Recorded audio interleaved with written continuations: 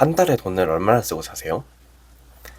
저는 지금 생각해보면 한 달에 150만 원 정도 쓰는 것 같아요. 그러면은 우리가 50대가 되면은 한 달에 돈이 얼마나 필요할까요? 제 생각에는 지금보다 훨씬 많이 필요할 것 같아요. 왜냐하면 만약에 그때 회사를 나오게 되면 시간이 많아지면은 자연스럽게 돈 쓸 일도 많이 생길 것 같아요. 여행도 가고 싶을 거고, 취미도 하고 싶고, 건강에도 돈이 들어가기 시작하죠. 또 결혼을 했다면 혼자만 먹고 사는 게 아니잖아요. 배우자도 있고, 아이가 있고, 교육비도 들어갑니다. 생각해보면 돈이 가장 많이 들어가는 시기가 오히려 월급이 끊기는 시기일 수도 있다는 겁니다. 그래서 저는 지금부터라도 미래의 나를 위해서 돈을 좀 모아야 된다고 생각해요. 사실 20대, 30대는 가장 돈 모으기 좋은 시기거든요. 우리가 만약에 결혼을 하고 아이가 생기면 어떨까요? 집 대출, 차량 대출, 생활비, 교육비, 돈 들어갈 곳이 정말 많아져요. 그때 가서 이제부터 돈 모아서 투자해야지 라고 생각하면은 생각보다 쉽지 않아요. 그래서 오늘 은퇴를 준비한다면 반드시 알아야 할 세 가지에 대해 얘기해 보려 합니다. 첫 번째는 절대로 시장을 이기려 하지 않는 겁니다. 1억을 모으신 분들이 가장 많이 하는 실수가 이거예요.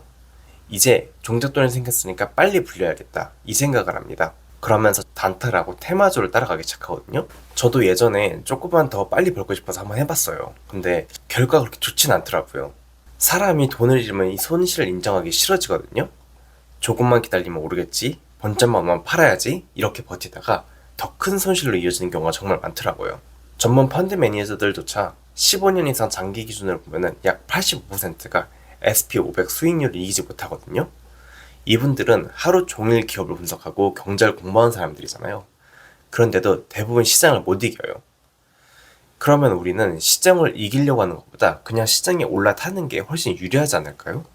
결국 장기적으로 보면은 SP500에 투자하는 것만으로도 상위 약 15% 안에 드는 투자 방법을 하고 있는 셈이에요.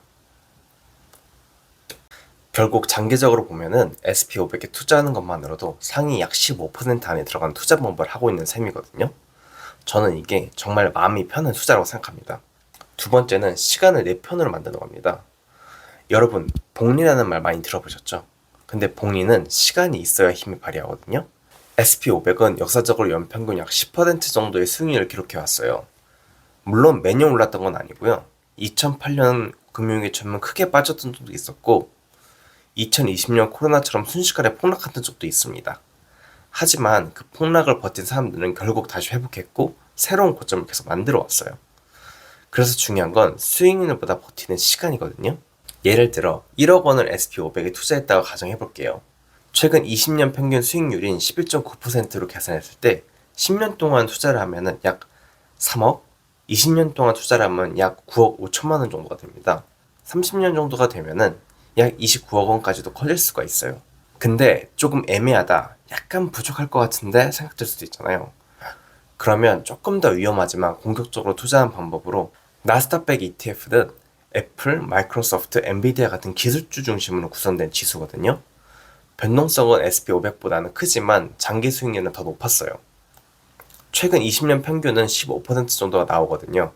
똑같이 1억 원을 장기 투자했다고 가정을 하면 10년 후에는 약 4억 원, 20년 후에는 약 16억 원까지 불어날 수 있어요. 30년 후에는 약 66억 원 정도까지 불어날 수도 있고요.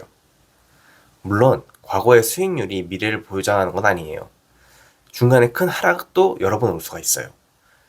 그래서 저는 하락장에 투자하더라도 장기 투자라는 원칙이 절대로 바뀌면 안 된다고 생각해요. 그리고 솔직히 이 정도의 자산이 만들어진다면 노후에 정말 큰 도움이 될 수 있다고 생각해요. 배당 수익률을 약 6에서 7% 정도만 받을 수 있어도 정말 괜찮죠. 우리가 마지막으로 하나 더 챙겨야 될 게 바로 세금이에요. 돈을 버는 것도 중요하지만 세금을 아끼는 것도 수익이거든요. 대표적인 게 연금저축과 IRP가 있어요. 두 계좌를 활용해서 연간 900만 원 정도의 한도를 채우면 연말정산에서 약 148만 원 정도의 세금 공제를 받을 수 있어요. 게다가 투자를 하면서 발생하는 세금도 나중에는 밀어주는 과세 이연 효과도 있고요. ISA는 정말 좋은 계좌예요. 비과세 혜택도 있고 일정 금액을 넘어가더라도 분리과세로 적용이 돼요. 만기 이후에 연금 계좌를 옮기면 추가 세액 공제도 받을 수 있고요. 이런 계좌들을 잘 활용하면 매년 100만 원 정도의 세금을 아낄 수가 있어요. 투자로 100만 원을 버는 거는 사실 쉽지가 않은데 세금으로 100만 원 아끼는 거는 생각보다 어렵지가 않거든요. 마지막으로 꼭 말씀드리고 싶은 게 있어요. 오늘 말씀드린 전략이 모든 사람들에게 정답은 아니에요. 지금 당장 집 살 돈이 필요하거나 결혼 자금이 필요하거나 고금리 대출이 있다면 투자보다 먼저 해결돼야 될 수도 있어요. 투자는 결국 여유 자금으로 해야 오래 버틸 수 있거든요. 그래도 아직 시작하지 않았다면 오늘 딱 두 가지만 해보셨으면 좋겠습니다. 첫 번째는 내가 연금저축이나 IRP 계좌를 가지고 있는지 확인해보세요. 두 번째는 아직 ISA 계좌가 없다면 하나 만들어 두세요. 사실 이 두 가지를 만들어 놓는 게 돈이 드는 건 아니잖아요. 투자가 거창하게 시작하는 건 아니에요. 이런 준비 하나하나가 10년, 20년 뒤에 정말 큰 차이를 만들어줍니다. 미래의 나는 결국 지금의 내가 만들어주는 거니까요.